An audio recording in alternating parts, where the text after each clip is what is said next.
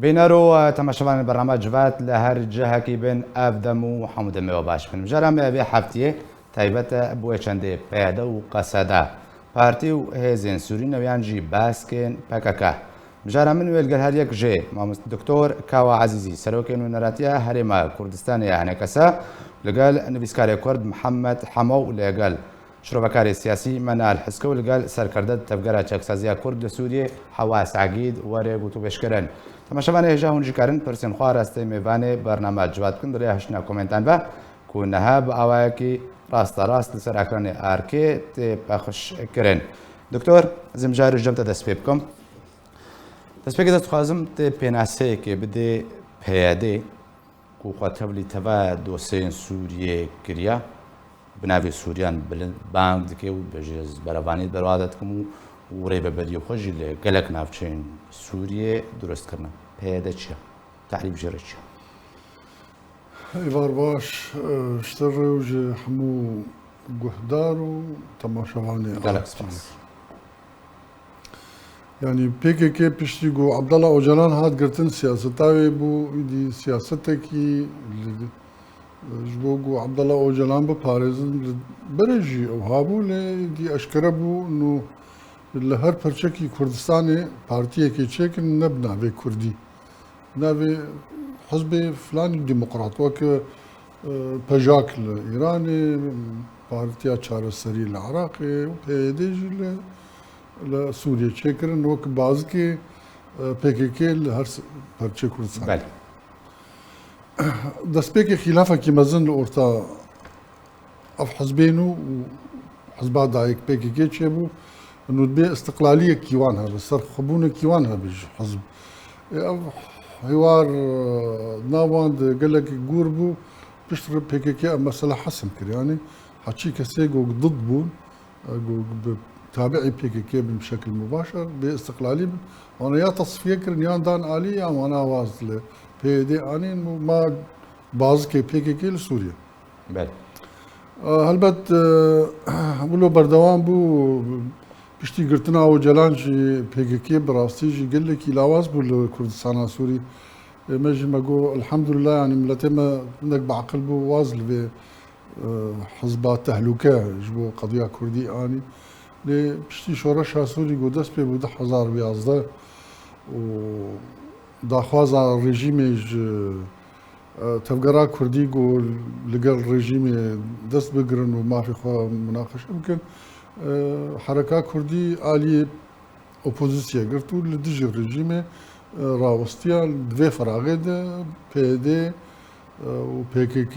اتفاق ایرانی او بالرژیم تنسیق هاتن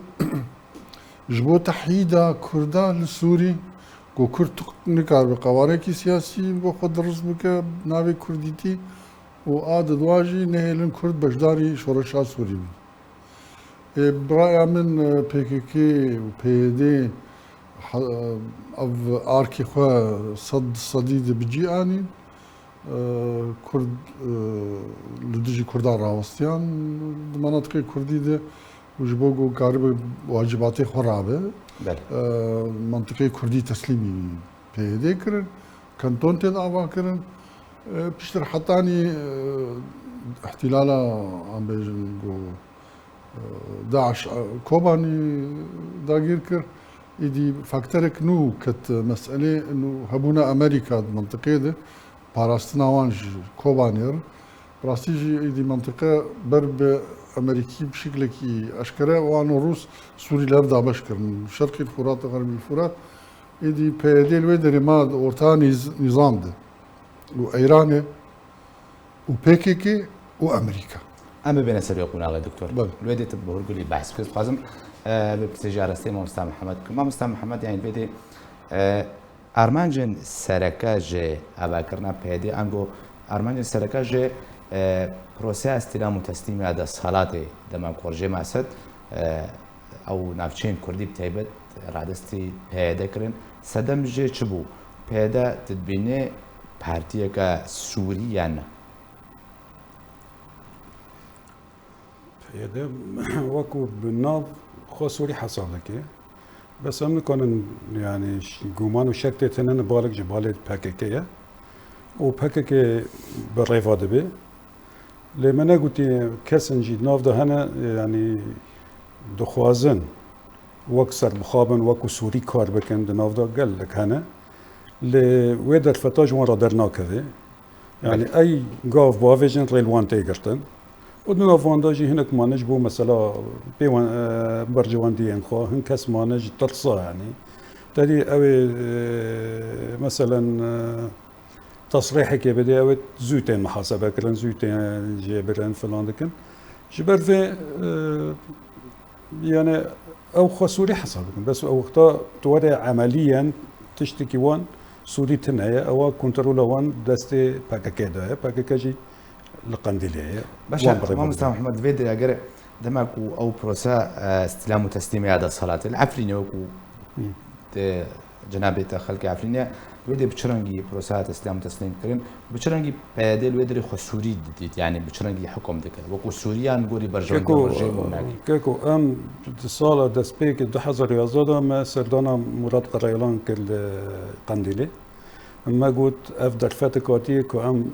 ام واكي مجلس سياسي ويتش غابي واكي مجلس ام شون ام سي حزب شون ما جرا قلت افضل فت ملاج دس مدرناك في ام كرد بخدي يعني يك قرار بين لناف سوريا دا ام هفد بقرن جامير قالك خوش كرو قالك دوغرا قلت باش وين راس دبيجن واري قركم وابن داويه بشتي ام پیش ام خلاص بكن جفينا خو قوم نامه شانديج بشار اسد را بزن قوم نامه اراسته بشار اسد کری قول نونر ما ناش شامینه قول نامه برنج بشار اسد را مجرا قلتي وين كان بن نظام چیه خسر وكو اداره ذاتي خسر وين بمبدن ام نظام او بپاريزن منكو كيك مراده وين شو يعني كردو علاوي بيك وسدي بيستن ومكونات الدين سدي حيشتينه يعني شو وين كانوا بن برجيمي بپاريزن قلنا انا قو بس اوام بجيب جيبك امي وام بپاريزن اشكرا جامل قلت سي نونر استاذ بجد بشير مرابي استاذ شلال قدو مرابون جامل قلت اشكرا يعني ام بنظام رادقن يعني اشكرا قلت يعني بيجن بحزبك السوريه اللي جبوي خدمتها انغو باراسنا رجيم سوريا هاتيه سوريا وكا دكتوره ماجي بكري جبوي تحييد شورش السوري وجهتين خاصتن كاك الزنار يعني عندنا همبر بو كبجي مقابل او جهتين خاصتن اف بارتيا باكا وقت هاتي تشيكرن جبو ما بستكي هاتي تشيكرن تزاني او ما بس شو او ما بس ك كيانكي كردي تشينبي افا بدراسه بعقلنا تزاني او دولت انداغت کرد درست کردنه و کس نکا و اتاش کرده بی کس نکا و شریعه به نکات خیر کرده ترکی همو جیب وبونه خیر جیب دور کتن به حسین چه دکن اف تزانه اف گمانت نه بس امورن پیاده هنگی جوازش مثلا پاکه که و اونا جدلی کی پاک دبینن لو داره مثلا جامعه وکرنه دبینن اداره بکرمانجیه دارن تفه بونه کار دکن بپید حسن او به حزبن والله کی کیان کردی چه اوه کتاب لیبونه اوه تفه بونه نگشتک طبعا يعني پرانیه وان بدلی کی او لو جامعه ما بکردیه والله اطول في داره دلی من پیفادمی يعني تشتكي باش كرنا بس ورد من را تشتكي كردي جموان ناهلن وكو كيان چه ببه هوا مدروس جواناتي چه كردنش بو في ما بسته وحتاني هرما كردستان يا بارتي كي كردي كدو دعوة دوزا كردي دكي هبه باككيجي هبه باش ما مستعمل از برخود ما جمتا مبين سر قصده است خواستم تجي بيناسه که بده قصده نه به حزب سوریه دموکراتیکا و کناو و کو حزب سوری خود دیناس کرن ل خواستم ارمانج افکرنا حزب قصده چیه دموکراتی افکرن جبوی بجکرنا چه جوره پلانه که انگو پیلانه که کرم کوم مستعمل دەستپێکە دەڕێز و سلااف ji بۆی تەو ji بۆی میێوانە بڕاستی مرۆڤ مەجبور دەبێ هەمە بە نیشان کورد یەک jê gelo pekekê partîk siyasiye heta em tarîf bikin dido peyê dê partîk siyasiye heta em li ser bisekinin sisê qesed çiye یەک جێ پەکەکێ وەکە پارتیک سیاسی تونێ وەکە هێزێک عسکەری گروپە هاتە ئاواکردن پەیە دێ لەسەر وێرێ بازێ هاتە ئاواکردن ڕێبازە قەندیل یا بۆ گروپە عسکەری دەستێ دژمندا قەسەد لە گۆر بەرژەوەندیە هاتە ئاواکردن ئەو بەرژەوەندی چ بوون دەستپێکێدا وەکە میهوانێ تەژی ئانیتە زمان پشتی 2011 ئێگۆ پێشی شۆڕەشە سووری چەکدار کرد رێجیمە ئەسەد و پەیای ئیرانێ و دەستەکێ واژ حزب الله بگرە و میلیشیاتی شیعی ji زەینەبیون و نزاچی و چ ئەوێ گۆژ عراقیش دەوەریدی هاتن قەندیل یەک دناو وا گروڤا دەبوو بە اتفاق بە کۆنتراکەکە ڕسمی پەیا بوویە وەکە گۆنها میێوانێتە گوتنا جەمیل بایق ئانیتە زمان دەما گۆشەرێ داعشێ چێ بوو و ئەمریکا دوێ دەرێدا پەیە دێدە یانجی کێت قوواتی سووریا دا ئەمبێژن دوی وەختی حیمایەت الشعب و حیمایەت المەرأة الکوردیە وەکە گۆ ئەوە ینی بناو لێ دەکرد دوا دەدیت گۆشخۆرە بکار بێنش بەر لەشکەرێکی دبن چەک دەیە و بپەرێ خۆ کار دکێ قەندیل ژی کێ دوێ دەرێدە بیر و باوەریە وێ دە بگۆکارێ لیستک نابکێ چ خاسی گۆنکاری بۆ خۆشدەستی ئیرانی و ڕێجیما سووری دەرژی خێ لێگوت بەلکی دانوستاندنێ بە ئەمریکیارە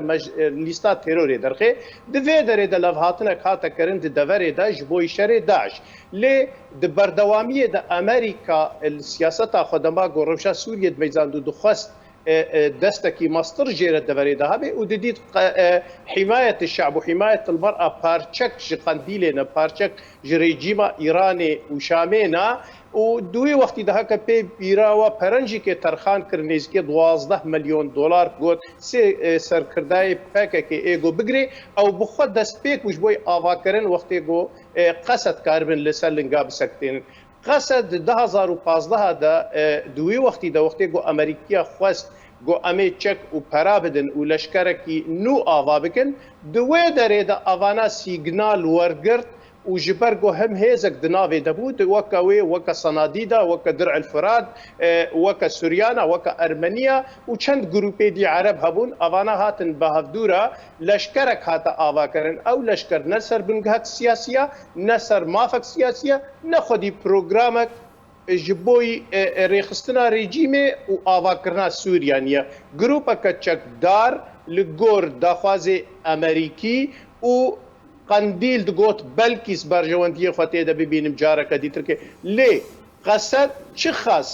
کەسێ عەرەبژی سەرکردایەتیای کرنج کەسێ وەکە تەلال سلۆ و کەسێ وەکە ڕیاد و درار و ئێدی ترکێ لێ قەسەد پەرچەک ما گرێدای قەندیلێ و ئەڤناژی ئەمکارن خۆشێک سەرکردن دەماگۆ پێویستی هەبێ بێ چاوە نکاری بوو خەسەڵاتیادریا قەندیلە دەرکێ و کەسێ وەکە تەلال سلۆ و ئێدی ترکێژی زەلال و هشکەرەکن و دەماگۆژ ناوێ بازدان و حتا وەکە ڕۆژە ئیرۆژی ئەم ببینن یەکی وەکە مەزلوم عەبدێ بێ چاوە ئەو سەرکێشاییە دکێ و پایەی قەندیلن ئێگۆوێ برێڤە دبن ji بۆی me hêzek leşkerî bi peraya emniyeta tu programê xwe dîtirkê tuneye. بله مامۆستا مەنال ببوورە مامۆستا حەواس لێ درێست خوازم تێ نرخاندنێکێ ژێ پەیوەندیە پێدە و قەسەدە بڕژێمە سەدرە بکەش دەبم و پێدە ڕەنگێک و پێدە و پەکەکە دەرباسی ڕۆژەبایە کوردستانی بوونە هەمووژی بەڵگە بەریان هەدارکە دەهاتنە بەحسکردن و بەڵگەژی هەردێ بەرنامەجووا داهاتێ بەحسکردن چاوە پەکەکە لەگەڵ استخباراتێ دەرباسی ڕۆژەبای کوردستانی بۆ بە هەماهەنگی لەگەڵ استخبارات ڕژێمە ئەسەد ئەو هەموو کارێک و کردنە ڕۆژەبای کوردستانی ji dema ku ew pêda û rêbeberiya hatiya vekirin heta weke îro çi nirxandinek ji peywendiya rejîma Esed re têkirin bi çi rengî eleqet navbera we debû çi astekî debû Silav û rêz ji te mêvana û temaşevana re bêguman Partiya PYD 2003 de hatiye avakirin ew partî li ser bingehekî hat avakirin ew bingeh wek partîk siyasî ایدئولوژیا پککی یعنی خست وک آرمانج یعنی سیاست خطا سلکه آبکاری خان لهندری سوریا دجبل تکچونا تکلیا نابینا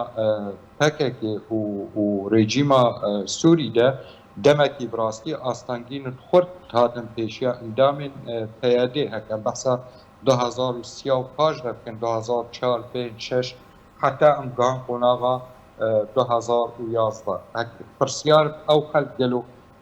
خلق سورینه کرد سورینه آبه گمان اندام نوی پارتیه بلکی دسته که هنکی دکتور محمود بحث کرد بقولوا براستي يعني خلقك سوري اندام فيها فال هندري وي بارتي لي بنسا ايديولوجيا بهتر وك خط في سر كاركن خطا ايديولوجيا فككي وديارة بشاركي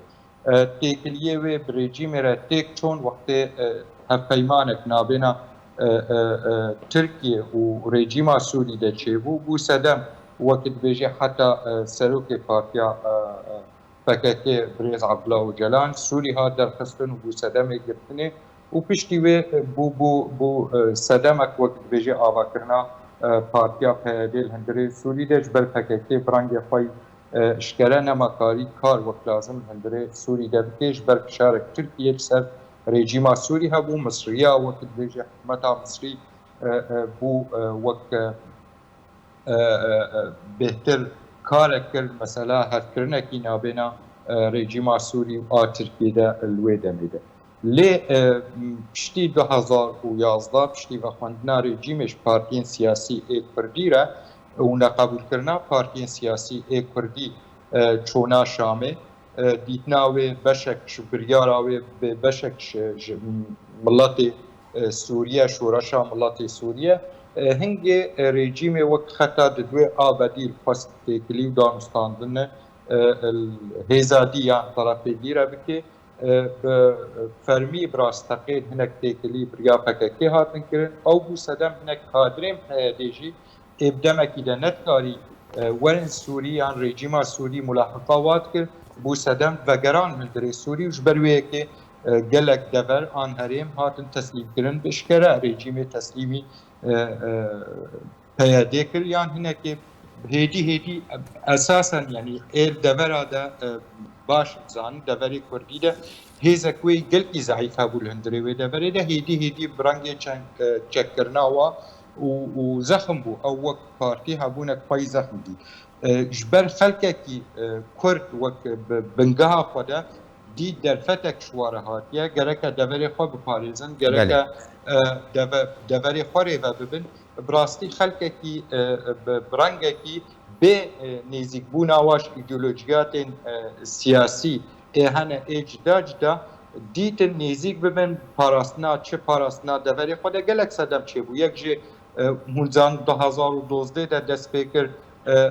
جبهت النصر هناك دوری کردی ده در کتن نه گروپ تندرو در کتن او بو سدم خلقك به لب فکر مسئله ایدئولوژیا سیاسی تبلی به دوری خواب پارزن و داویه ده و استثمار کردن هشتن نابواده از تبلی بن بودنا دیسا بریس پشتی وضعی کوبانی روشنکی هات گورتن یعنی در آواکرنا هیزا ناف دولتی آدیجی تیروره هنکی روشک جدا هات دیتل هندری سوریا ده اوراش دبری جدا هات پیدا کرن هیزن هبون وقت امبیجن دستلاتن یعنی چه ببون نه دستلات نه فرمی بون دستلات چه ببون هندری دبراده هیزن ناف دولتی جی هیدی لگران خواستن دستی خاطر دستی واده هنک برجواندین واجی پیکات و هر وها هنک برجواندین واه هزاجی پبوره باشا ما مستعمل با مستحواس او سدم هنکی تکلیه نابینا امبیجن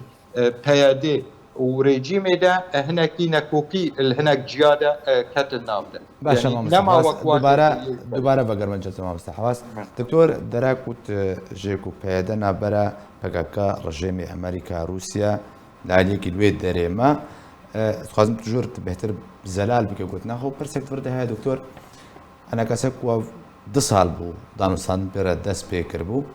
هرچند پیاده جاری خو ورگهان کو تشتکی دینه به دانستان نما اول هف کرن جیت مواتک جوار نما ده انجام اوا دانستان ده پیاده کو سروکاتیا بجن پینه کدکر بر پرسینا که سروک شاندای بو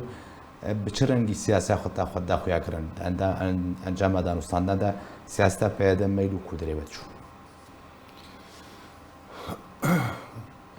براستی مثلا وقتی مگو پیاده ایدی دعوش بولنا قال لك يزان بله علی کی ده به امریکا اتفاق کردن علی کی ده حلب و شام بني برجيم ربون علی دني شنقالي بالرجيم بحشد الشعبي ونظام العراقي ربون يدي بإيران قسمك جي تعاون بالروسيا كر فتراقو خلافات روسي وتركان يعني دنا بيدي دجي خلافني مزن شيبون تايبت جي بشتي أواكرنا كانتونا او سياستا خوي يقول دجي كردايتي ولا دجي حركه كردي يعني يدي اويا هشت جوج مراجعات دناف حوالي بيدي شباب تشانش بيجي معلومات بل حتى هشت مرحله كي بري ام بيجن صالكي يدي خلاف هشت حتى انا كادري بيكي ايش قنديل هاتنا كردستان تركي وعراقي وايراني جو حكمي سوريا تكرر دنا بيديد او اندامي واني كان جو خوين دان ومال دان وعمر دان في حزبي يدي او ديار او سياسة وان قبول لكرن ايوه او جناتنا جو نقد يا كردي حلبك انه نجي قواريك كردي دروس بكن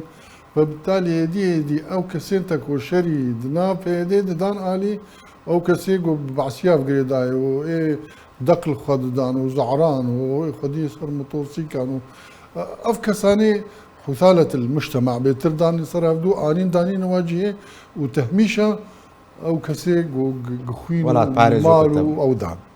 بابو خلافك يمزن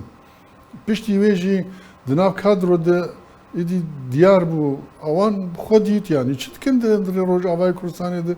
لقمه تركي خراكر وام البر كردي ايراني ساكنين وبلا خوش كردستان عراقي مناكل مرة جواجي خراكري يعني يمشي خوازن ما تنو آزاد كر ما وانا آزاد كر شما ام روجاوا يرنايل ذكر دفروجن شد كيجي بر واز لبين وقو كردستان عراقيات بيش مرقا كوباني آزاد كر بيشتي قو آزاد كر ما قلت زور سباس اوان جراحش سلاحي خوفا قريا ولاتي يعني شما افنا قرن قلت ناتا بس دكتور دردا يعني بيدي تشا آزاد كريا تشا رزقار كريا روجاوا كردستاني PKK كادرين PKK كنت معنا على اساس روج بيجن اداره ذاتي تشيبو او قوارك سياسيه هي تشيبو هم وسط محمد قوب حمو بري كفتن يعني بلا بتشد ببلا المهم يروحوا حاكمه زماني كردي فرد كريه الى ما هنالك انه في اداره تشماش كردي روج افارنا هل شما ام حكم الوقت الديار خلافك يمزن دنا كردي روج افا وكادرو جدايه طبعا في النهايه PKK حسم كر المساله جو اما اميل فربمين انه امي حاكم بن اي قبول هاك يجي او نار از وقو معلوماتي من هنا هنا قال لك جوان كريلا تصفيه بون قال لك كتن زندانه يجي نقلي قنديل كر بل هذا مؤكد بل دنا بيدي ما انا اهلي ما قش نبيج ما انا كسين ونيفي بيدين لا هفدا بشكرين ف يعني او كسانا جاني نقاش يدبه هبالي مري كم دنا باندن يعني بحثات شناد كن دنا بينكي بخده خلافك يقلي مزن ايرو هاي دنا بينكي واحزابي بري انا كسيده بون بوعيك قومياتنا افاكر يعني عندما هي بارتيا كمين يقول كردستان سوري تشيبو دفكرة كي نتويد هاتن پرورده كرن ايدي چون شبيدر قلت يعني افتشي هون كن وشت كن وكردستان فالك وعالم تأجير كن عرب مش اقلي بون مش اكثري بون اقلي وعرب اقلي كر اكثري اب مسألة رباندنا زاروكا كسك دولات دنما يعني مدرنكو او جيل برهف سكنين ازنابي جيل برهف رابون لخلاف كي قال لك مزن اورتا بيدين واورتا احزابي بينك قال او جي شيء واجي قد بيقوا مسور الدم لو جبر بيك تجي مرق اشتكى نقص لك كي انه ابقش بيك كي ابا برايم مرو علي كاريا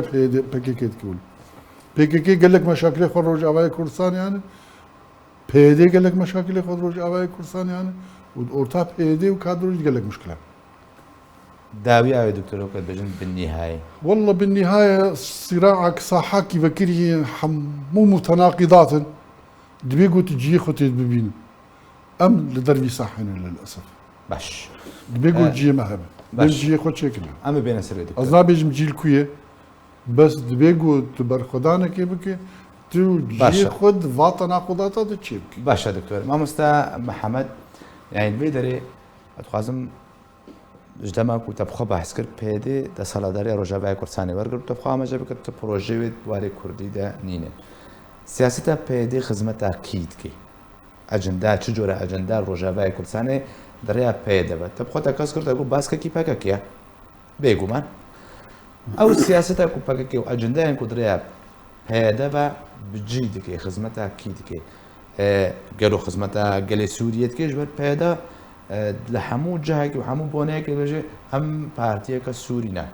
و یەکومە حکم دکن وەکە دکتۆر جەمەژە پێ کرد هەموو کادروێن ڕۆژهەڵاتن باکووری کوردستانە نەوژایە باشووری کوردستانە یعنی خوازم vê hevkêşê pişkî bidixuya kirin kerem kir Peki peyde naha lev desthilatdarin li wê derê bel û meştera got doktor jî got tenaquda di nav wan da jî hene di nav wan û kadrowa da jî hene yani bêguman ew îdara li wê derê yani em bên bi carekê xizmeta xelkê Sûrî nakin ew jî ne rast yani xizmet jî dikin lê li dawiya dawî min got nahêlin tiştekî ji Kurdara bê avakirin li wê derê bel çimkî ew heneyê dilxwazan di nav da dixwazin bikin derbikin rê nadin wan rê li ber wan digirin kî li ber wan digire ew ê qendêlê li ber wan digirin çimkî aşkere gotin bavû li Xetîb Diclê li ser televîzyonê min bixwe gulê nago me fikra serxwebûna Kurdistanê avêtî çûpê yani avêtî zibalê ew nayîba ku wan heye nizam navê sehbet bî çi bî a Dêrsimê gotiye em serxwebûnê naxwazin ew ê serxwebûnê dixwaze xayînim Mesûd Barzanî serxwebûnê dixwaze İsraîl piştgiriya wan dike li ser televîzyonê me gudar kir nemiş kesan bîst û xêrê em eş kesa bîstine paşin nayên yanî camê ra tiştekî mesela Kurdiyetê naxwazin ev naxwazin kiyanekî Kurdî çêbê qet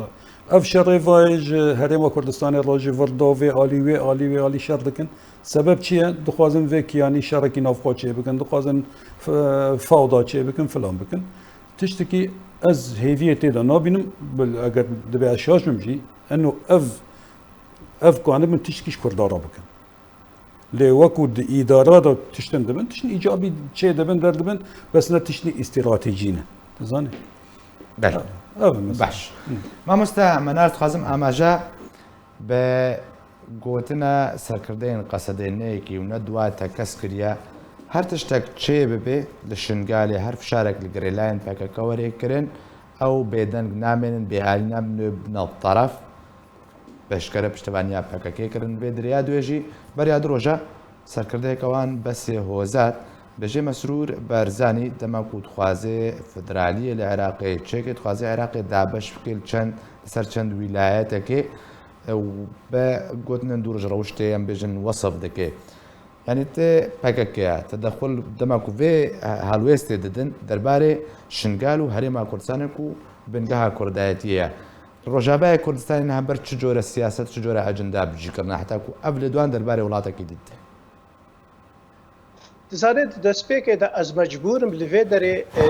hinekî bersiva mêvanê te bidim ji ber ew bixwe li ser tenaquda da te axivin dema behsa tenaqudatê di nava PKK de dikê yek jê dibêjin dibê pir îjabiyatê vê îdarê hene xweziyên ji mir ew îdare gotma di do dibêjin dibê medresa û camîat ava kirin xweziyên zanîba bê ew camîat û müsteşfa dwarê xwe ilmî de yan jî kê tedrîs منهاجê felsefa o caran gomilletekî bêçawa berîn hal bakur wextê medrese digirtin û muallim dikuştin eyl cemejî îro minhacê o caran gomêjî bişon Sisê wextê gotbêjin partîk siyasî çawa partîk siyasî salê heftê heşt heta weke îro dema ku ava ya birnamecekî xwe siyasî tu nebe kesî ew birnamej nizan bê daxwaz çiya yani heta bi manîfestoya o calan felsefa umma demokratî de ji hepsê nivîsand yani programek ji nava hepsê jêre helal haziratiya tê ji wê dê fêm bike got tiştê cemaat dibêjê ew bixwe bixwe yani weke mêhvanê te dawî wextê gotbêjê eşçûma qendîl û dibê wala îcabiyat cî hene lê dibê ev tişkî ji bo Kurdiyetiyê jî nakin berel me ببورن يعني تناقض جوینا مصدر تونه يقو امش بيش ايرو ملتي خوضا ام فيددنا زلال كرنو ام راستينا بيجن اما نسبتي برسا سركرداي قصد شويه هري جرينج ياقو ام تموتم حوجناكي ام الدوري بفتلن حتى بلشكري وانا هاتن كتنشن قال اذا نقو قوتن اميتشن جيكي هاتن دراستي دجيكي هاتن جبرقو او بشك جبشا حشدا شعبي وحزب الله وايرو بهشكره وزلال وقت دبيجن ام دبن شانازيه بالا عراقي دكن ودبن ويدا كار دكن اف ايدي دفيدري برسف زلال دبي جو قصدا دبن هيمنه وسيطره قنديل ده وباي قنديل انه مؤسسه عسكري فالا مرتزقتنا حسيبت بيرو باور يمي شخصي ده دو نسبتي برسات سر اخافتنا بس هوزات وقتی گوت بیجی جبر بری و جمیل بای وقتی بحثا کاپیتالیزما مودرنیزم دکید بیجی بچاو مشروع کردستان مسرور برزانی و به ترکیه را و چند دولتی دیتر که را دخوازن غاز و بترول بگهنن اما قط مجال ندن اما ریل پیشیه بگرن جبر امناه لندویده که دا تشتکی وها چه ببی جبر وی صدما وی آخافتنه بس هوزات وقتی دبیجی ام کنفدرالیتا مسعود برزانی قبول ناکن جبر کنفدرالی د مفهوم خوی سیاسی دا نوکا فدرالیه یعنی فدرالی تبخوازه و نخوازه بمرکز و گرید دايا وشرط وشروط مركز دواري دستوري نافرت كذا بر خيانه امنعت من التعريف بكن اما كونفدرالي تدقي مرحله كي وكي بيشاوا دصالي داويا نوطي دا تشيك او سلوفاك تلاقى شرعي نابواده تشيبو دولتي هالو كونفدرالي افاكرنا دولتك يا بريكا راست ودرست وراستا بس هوزات وقت دبيجي قبول لكن جبر قرن فقرنا ادبيات بككي ادبيات غوتموتم هشكرو زلال بيشانازيه دكن انه ام ناهلن دولتك كردي افاب وبس هوزات دبيجي دبي بروجا ما نوك بروجا مسرور برزاني تخازي دولتك قومي بچوچك افابك اما ام دولتك قومي ومظن يعني دولتك الشرق الاوسطي ديمقراطي وزلفيدر يعني اش بس هوزات قبرستكم قالوا دنافا تركو عرب وفارس هذا كسك هيفي بروجات البرشاوي خديني قبول كي يانجي كي بتشاود الشعار التحرير وتوحيد تبهزار كردا دانا كشتن وايرو د سوريا د تبهزار 12000 كچو خورتي كردا بكي ماسي ام زيد نابجن تدانا كشتن د شركي دا بككي برك بهفانجي قصوره معفو بكن بس التناقضات خدف جبردن راستيه زلال بكن تعريف بكن ام الالي كي بيجن والله ايجابياته وبر الالي كي جنا بروجا كرديا يعني وكي كي فله دماغ بيت مسلمان تنما كاري ايجار كديجير بيجي طفل هيبوت مسلمان جبر او شرط بار صرف قبول كرن وقصد يانجي كي بيد بارتيكا تشتكي كردايتي تدتنا اصلا نا بارتيا منظمه امني جبوي تكچونا ما في قلي كردا باش ما مستعمل دوباره بگرم جمع تمام مستا حواس از ما سروي چنده خوازم سروي چنده راوسته پیدا و قصده بچرندی گلی سوریه خصنا قربانیه برجواندین خو برجواندین پاراستنا برجم اسد حتى شراده که كرد انجو جلي سوريا بقشتي خصنا قربانية في سياسة يا دويجي قلتنا سروكي أمريكا بري دونالد ترامب زي بينهم جبرك وقصد قالك جرى بجمع داعش لسوريا دا جناف بريو شنازيب شر داعش كي ليه داويد يعني شر داعش سوري بوني دي قصده والعليكي سروكي أمريكا بري دونالد ترامب بيجي قصده لهم بر برا وكمرتزق ناندوز لهم بر برا الشر كرنا نتشتكي دي يعني سوري بنابت ده مع الشر داعش كلامك نها دتشتي جداها يعني باوليم ده بهم هناكي ام سياسة مناقشة بكن هك ام بردود افعالها وبعاطفة مناقشة مسألة بكن بلكي نتائج مناقشة وبين نتيجة بيش كيشاني كلامكم عمستا يكش مسألة اساسي وسركة ده بهم روشة سوري جشتي بدن برشاوقة هكام مناقشة بكن أجندات قالوا إيرو السوري دهنا أو أجندات حمو سورينا بيقومان مخاوم نا ريجيم برجواندية سوريا باراستنا ونا أوبزيون بشي خوي چكداري برجواندية سوريا باراستنا وقصدي حمو هولداني خدانا بتكليه خوي تحال في دوي چاواني في مسألة شر ديجي تيروري بکاری بامریکا را فشارکی بکه پککی بن مثلا او بریارا تیروری اثر پککی هی راهی جده. روشا گشتی مخابن سوریا. هکم بیشم برجواندی سوریا الکودی هات نپاراستن. عالیه ما مستحواز ده عالیه پیدا و قصد خازم تسروی بسکن. از پیوتیم که کیزنا. بله. هکم بحثا دوری کردی کن دوری کردی بشکش سوریا بشتی. هکم بحثا روشا سوری بشتید کن بگمان جار سرکرنا پرسا کردی و تناقضات الهندره پرسا کردی ده گریدا تناقضات هندره سوری بشتی ده. الدنيا حميدة قولوا انها يعني تدينا خد ندري سوريا ده بارتين ام دبيجن سياسات يان سر نرخاندنا سر مسألة اجتماعية يان بن مسألة اجتماعية ايرو هيزن جقدار هنا الهندري سوريا ده تمام خدا مخابن يعني او برجواندين سوري راستقينا نلبر جاوانا تم تيكلي هيزا جدر و آبش گرتناويت كي آري كارياويت كي تم برجواندية وقت بيجي ويد دي پیشا برجواندية دورا جبر بيجي عمد بينن دورا حمويدا برصام الله الهندري وا دورا دا عم بينن آستانگية روجانه هنا نكوكي روجانه هنا تعداي روجانه هنا نلهفكرنك هيا نآراميك هيا نراحتيك الهندري جواتي ده جبر تشنج دربي سينور درباز بالهندري سينور ده اب راستي يعني في راستي ام ندم برشاوخه براستي ام تكمن قالك تناقضات وقالك مشكلات ايرو تبحثا شهر سركرنا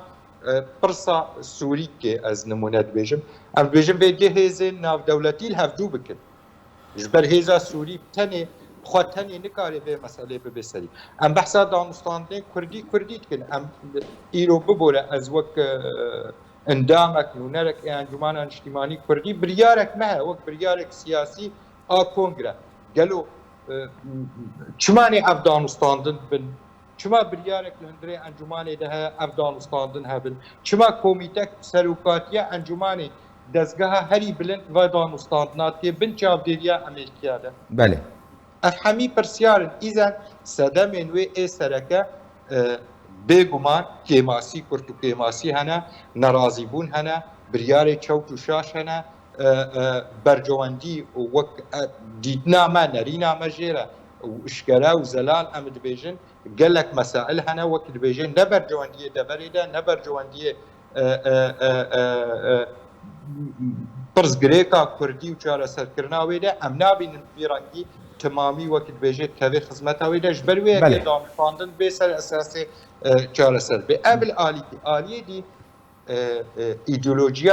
ایدئولوژیات هنه مخابل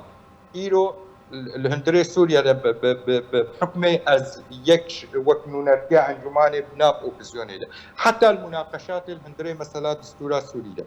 ناصرية عم تبينن وأممية وشيوعية عم تبينن وإسلامية عم تبينن باوريا بولاتك إسلامي وقت بيجي سرهبته نتو يعني كسن نتو فرست عم تبينن حموران عم تبينن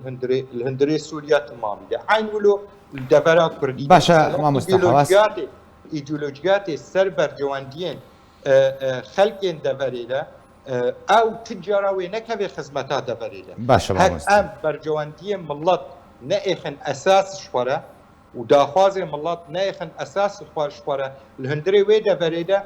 بقول نخوشيا ديرك وزاخو واسلوبي اب واقتتكي لنخوشيه ديرك باشقنش ازاخو باشقنش اسلوبيا دوباره بگرم جناب ما مستحواس ربنا دوباره بگرم دكتور ببين پیدا و قصد تبخوت دستپیک تحیید شورش سوریه بشی کردی روجاوی کردستانی یعنی پیدا برای کرده دا انقره ما فی کرده نرشا من الانقره نه یعنی بواولو دافع میکنن شریوال گل اردوغان ولاتا کی من ترکیه آمازون کرد سوری پارچه‌ای پیش کش بر چه برای داوی داری اویک بیرنگی چجور خدمت دکری یا دویجی یعنی پیدا دماغو في أواها سياستك جبر چه کرد خصنا قربانیا به سیاست کو بری عبد ترکیه هرمان جه چبوکو بری کرد عبد ترکیه پیدا خب بشک جه هفکش سورید بینیان هفکش ترکیه حتی کو بری کرد عبد دری و مافوی درینه بری مگو PKK پیدا دامزران پیدا وقت باسکی سیاسی PKK کردستان سوری لی پشتی شورش سوری چه بود پشتی کانتون چه بود آب اداره چه بود آب شهر چه بود هنر گهراندن کت بنیا جواکی او تاگو گهرتن تک بنیا جواکی که عقل جی او جی نگو پیاده بری کردادا ترکی او عناصری او قیاداتی پیاده گو گریدای قندیل گو سیاستا قندیل روجاوای کردستان جی بجید کرد او ایگو بری کردادان دان ترکیه برای ما دانا ترکیه یعنی بنابه پیاده کردن دکتور بنابه پیاده بو بنابه پیاده بس نه حمو پیاده يعني هنا قيادات مرتبط مصالح حيوان بقيادات PKK بري كردادان تركي يكجي جو تركي وك قوتك ناتو قوات ديومين ناتو ده يعني مستحيل جو تقارب انتصارك عسكري صار بك يعني انتحار بيجي دوم التركي تينا خاكا خو وتديلق وخاك بشكش خاكا سوري تكبن سيطرة تركي فصالي جو بير ريكارد كنج معارضة سوريا يعني عمليا الفيدري PKK جو كردي سوري بيجي تشتكي وقت سوري دين المشكلة هو بتركاري بري مبدا انتحاري دوام خدمات تركاي جد كوانتين صرخا كامل بله اساسيا يعني PKK ببيت هاليجي وجهي خو بقول لك بقباحة درخست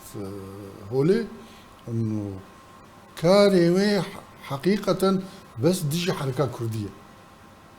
يعني كل ميدارة كردية دكتور امكارم يعني مثلا هذه قوتنا عبد الله وجلان دماكو او كتابه حفت رجاب سروكرا بيجيكو كرد سوريين اما فقرنا تركيا يعني هنا كاتنا بجن بغلطي در بعض السوري قلنا تشتغلنا بكردا سوريين او وصيه بجيكري حتى وكانها او وصيه الى حد ما بجيكري بس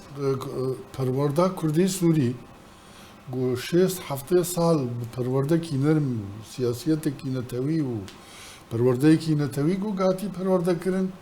لسر شورشا ایلوله و سر شورشا گلانه و تکوشینا گلیم الایرانه و لترکیه دناوی اوید يعني او کسانا چونا پیده هینا گلک جو خلقینا پیده هسته کی نتوایتی پیره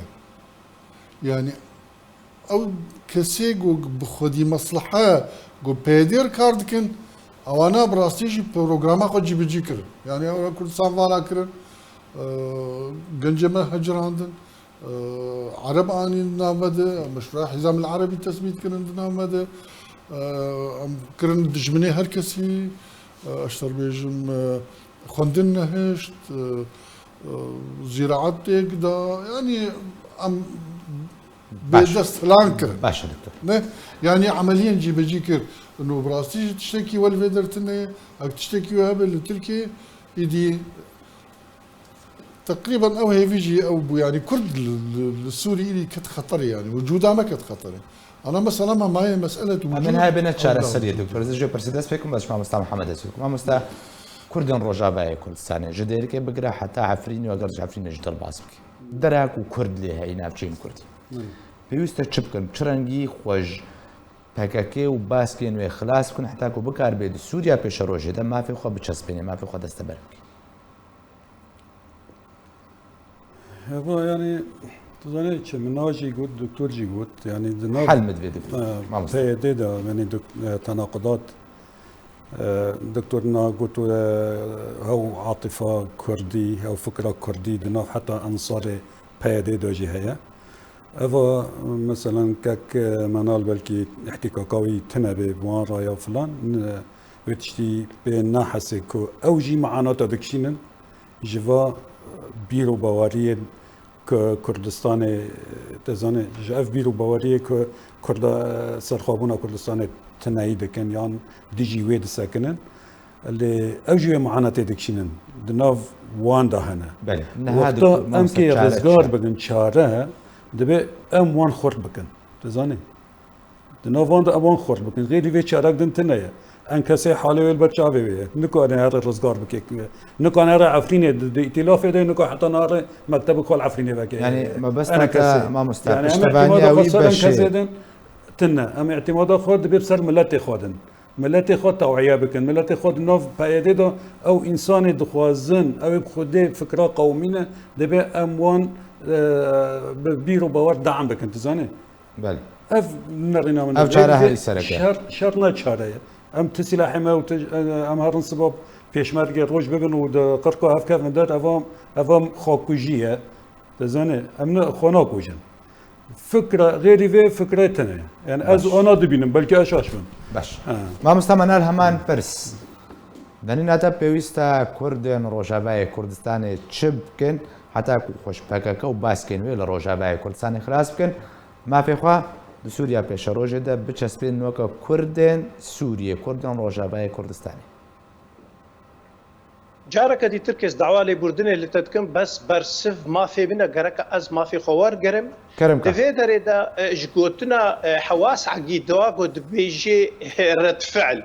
شخو مصيبتا مترد فعل دي كسي مينا وإيرو قد نبا اتلاف دا چار قوتن و چار لقاءات الدنيا كرنت فكراوي دا قو ما في ملتي كرد حمول الصر طاولي دانيا وحتى إيرو بدو وجهاجي كد نافتا وقرا سياسي كردي دا مشن نخوش بكي كي قد كي نخوش كردساني قد كي از في براستي وزالات بيجم از اي بشتر برساريا في برسوا خوشي ورقرب دو جماعة مستا محمود رد بيجم احتكاكا مج آواكرنا بكي كي تبخاز الشخص ما مستا محمد حفتي وسسي محمد جي حفتي وسسيا حتى وكا إيرو او کسی گوته د بیجت به ایشه د بینن دما گو سروک کی وینا بیجه به از کردیتیا خو شانازیه پیناک از خو ترک د بینم دما گو پارلمانتاری وینا بیجن به از مافی کردیت کما چوپه دا دما گو او بیجن به دولت قومی شعار کی پاشکتی و پیش الباش ممايا أضمن خراكرنا دنافا ملتي كرد جمراستي نابينن دفيدر إذا بري دماغو تبخا زي ملتي كرد رزقار بكي وملتي كرد بجهني حقي وي دوزاوي دفي أم خوش في تناقضي وجفي دروتي خلاص بكن بيشي دماغو أمورن هيك بكنا دبش بشك ملياكتا لبشكي شيطان هيا دست لسر ملياكتا دانيا اغنا تشتكي راستي تيدا تنا جبر ام دما كده نغو حمو كسكاري بخويني وبنفيسي وبيني وحمو كس ايرو خيانتا فككش كشتن ويران كرنو تيالان كرني بيچاوز هجومي باشور كر هجومي باكور كر پیشمرگه ایران کردستان ایران شهید کر کشتن ج مجزرا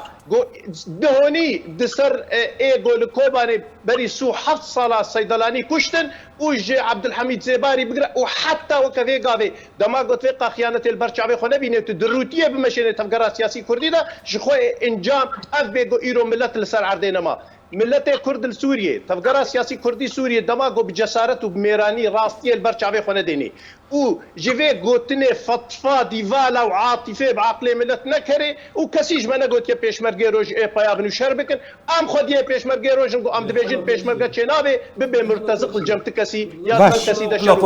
ما مستعمل ما مستعمل ملت كرد سوري ما مستعمل بس درفت يبدا ما مستعمل برسام مستر محمد بيجي حل جار سريج ما مستعمل شيء ياكم حل جمع اجي برزكم دوات دف كاري سياسي كر تگرتن و ویران کرن و کشتن لبر چاوه خدانی تا لبر چاوه خدانی گوی تیرکات بی بمینه زارو که تا برچی بمینن دما قوت از وجه نظام بعثي عفلقي كبنا باريس دا كاردكم لإيرو دما درفت اشتراها تلسر عردين كاري قو يك قاوي بده دما قوت الراستيا خل برچاوي خديني دما قو إيرو ولاتي تبيتا فروتن تلبر خندي وتلهديه بيشتي ملت نما هنجي تل سر چي بقري كاك محمد هنجي تل دوزا چي بكي كاك محمد ملت نما عفرين شو حل بيجي برا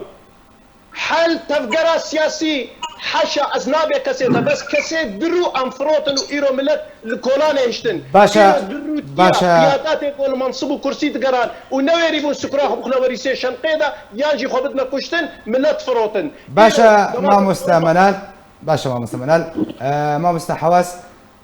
تخازم چارچوبا پرسامدا زیدی املاشن جبر چاره سریه هری نهایه هری بلازوی هری گریک وری کرن تاکو کردن رجابه کردن بکاربن خوش باسکن پاکاکی خلاص بکن پاکاکو باسکن رجابه کردن اما في خود سوريا نودا بچسبن كونو نري كردان ده كوميتا دستوري ده هيا جبوي بيشروج سوريانو شو ري كرن حتى كو كرد يدري ده لسوريا ده ايدو كو كرد سوريا ما في خبصتين كلامكم مع مستحواس مع مستحواس زاغر افكاري من دنجي مع مستحواس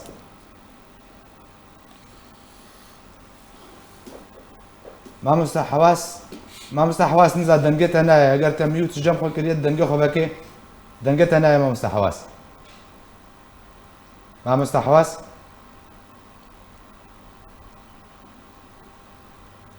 ما مستحواس اگر افكاري من كنترول بقرنو جارك ديجر اللي كنت خازم برسال استيكم